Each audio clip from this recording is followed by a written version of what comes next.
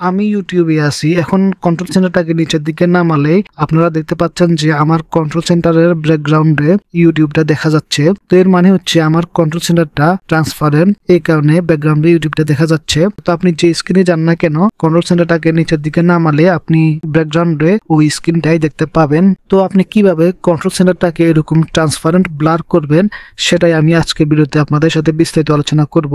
তো আর কথা না বাড়িয়ে চলুন শুরু করা যাক। আপনার একটা লাইক বা সাবস্ক্রাইবের ফলে আমরা নতুন ভিডিও বানানোর অনুপ্রেরণা পাই। তাই প্লিজ আপনার সুপার ফিঙ্গারের ব্যবহার করে চ্যানেলটাকে সাবস্ক্রাইব করে ফেলুন। আর আপনি যদি অলরেডি সাবস্ক্রাইব করে থাকেন তাহলে আপনাকে অসংখ্য ধন্যবাদ।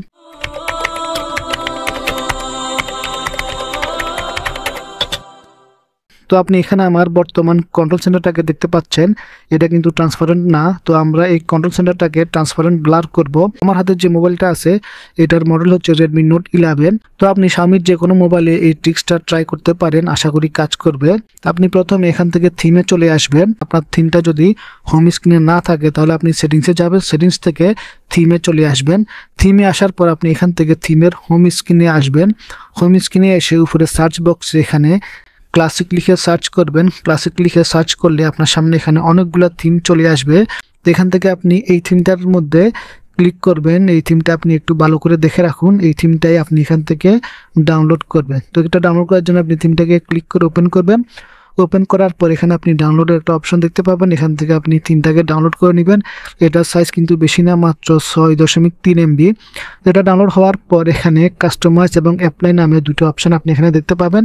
আপনি এখান থেকে এটাকে অ্যাপ্লাই করবেন না, এখান থেকে আপনি জাস্ট ব্যাক করবেন।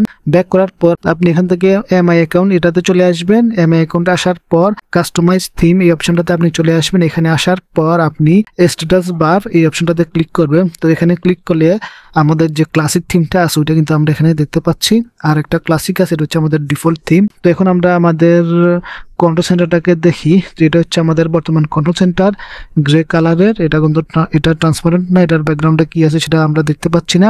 তো এরপর আমরা এখান থেকে আমাদের কাঙ্ক্ষিত যে থিমটা আছে ওটাকে ওপেন করি। তো ওপেন করার পর এখান থেকে অ্যাপ্লাই বাটনে ক্লিক করে আমরা এটাকে অ্যাপ্লাই করে দিলাম। তো এটা অ্যাপ্লাই হয়ে গেছে। তো এখন আমরা দেখি আমাদের কন্ট্রোল সেন্টারটা কিরকম হয়েছে। তো এই যে দেখুন আমাদের কন্ট্রোল সেন্টারটা কিন্তু ট্রান্সপারেন্ট ব্লার হয়ে গেছে। আমাদের এখানে ব্যাকগ্রাউন্ডে আমরা স্ট্যাটাস বারের অপশনটা আমরা এখানে দেখতে পাচ্ছি একটু ব্লার হয়ে আছে।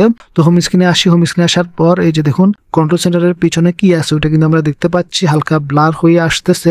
ভিডিওটি যদি ভালো লাগে থাকে তাহলে অবশ্যই একটা লাইক দিবেন, বন্ধুদের সাথে শেয়ার করবেন। কোনো সমস্যা হলে অবশ্যই আমাকে কমেন্টে জানাবেন। এই ধরনের আরো ভিডিও পেতে চ্যানেলটাকে অবশ্যই সাবস্ক্রাইব করে রাখবেন। আজকে এই পর্যন্তই, দেখা হবে নেক্সট ভিডিওতে। আল্লাহ হাফেজ।